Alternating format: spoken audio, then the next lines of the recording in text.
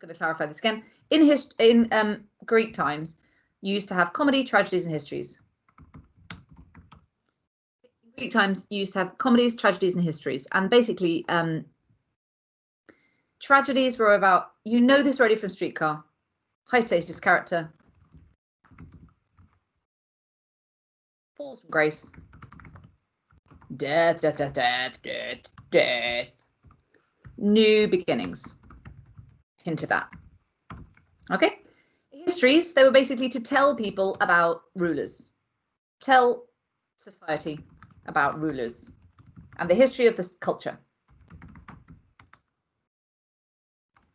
Okay. And comedies were about ordinary folk. Mistakes happen. Disorder. And harmony is restored. Okay, harmony is restored. It's different from tragedies. At the end of tragedy, there's death. And there are new beginnings. Whereas actually, in comedy, you just return. So that's a big difference between the two. Okay, in comedy, things return to normal. Tragedy, things should change, will change after all the death. Okay, that's a key thing. In comedy, things return to normal. In tragedy, things will change. They follow a similar structure in that you have order, disorder, and then order. But it's in tragedy, there's death. You basically have, this is the kind of structure. Order, massive disorder, order. And either the order comes after death or the order comes from the status quo being resumed. I'll just do this again. So order, either after death, tragedies, or status quo is reinstated.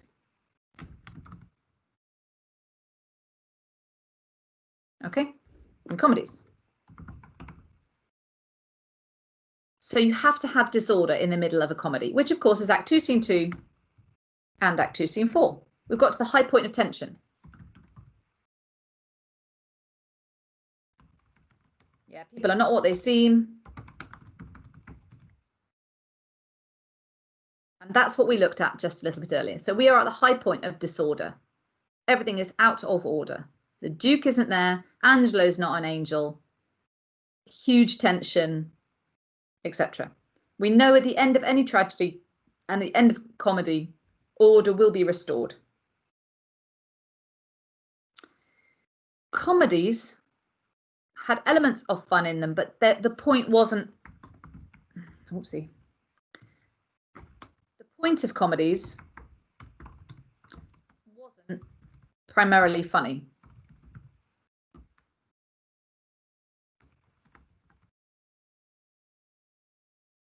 Okay, it wasn't like we go to watch a comedy now. Comedies were comedies in structure. It was that there wasn't death at the end.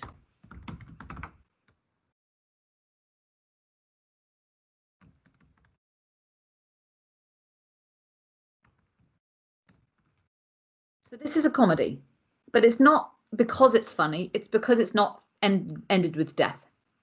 And comedies usually end in marriage or the promise of marriage.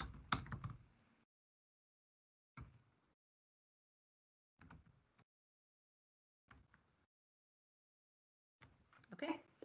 And marriage is an easy way of restoring society because, of course, renewed life in babies. The status quo is resumed after all the disorder.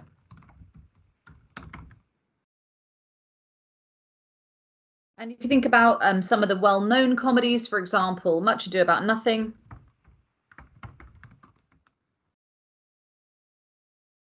at the end, there will be a double marriage. Everything is quickly resolved.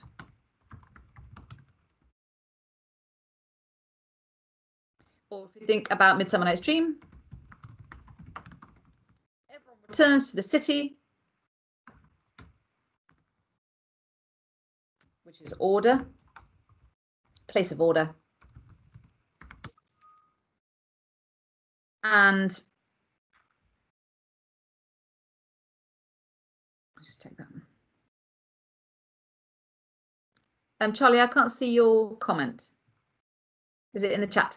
Yeah, I just basically, because you were saying how people aren't what they seem.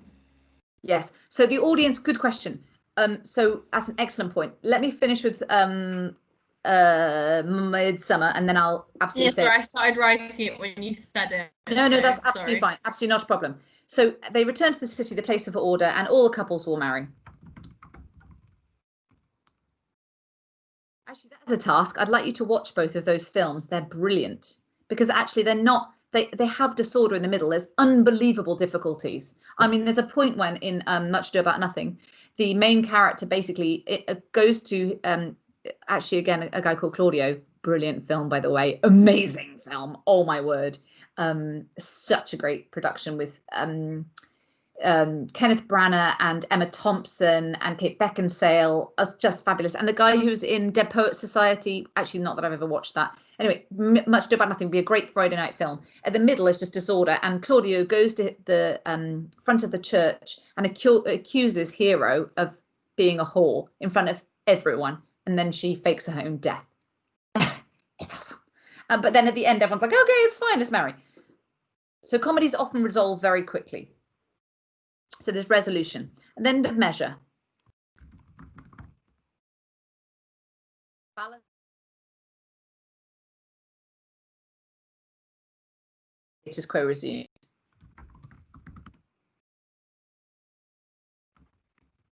Brings justice, which Helen and I use, not Hampton Reeves, Wilson Knight's view that the Duke is a kind of godlike representative on earth.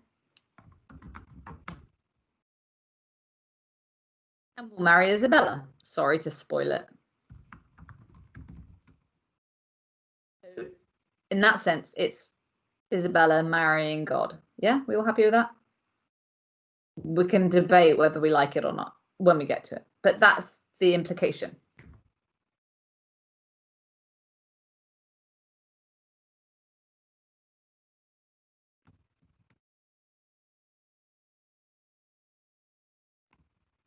And the Duke is merciful, like bizarrely so, actually, like really bizarrely so at the end. It's extraordinary how merciful the Duke is. Okay, so Measure for Measure. So everyone going to watch Measure for Measure in 1604. Now, tiny thing. It was written around 1604 when King James had been on the throne for 1 year. And so the Duke steps away from the kingdom and it all goes, well, a bit rubbish. And so Shakespeare is, of course, writing a play about the dangers of disunity, of not following the real ruler, the godly ruler. And it's a fantastic, I mean, he's writing for the king. Now, Shakespeare's, this play was performed at the Rose in London, the Rose Theatre, which is now, the Globe is well known, but the Rose was there then. You'll learn about this in your homework. It was performed at the Rose Theatre. Then at Christmas time in December of 1604, it went to court. Now, not in the way like go to court.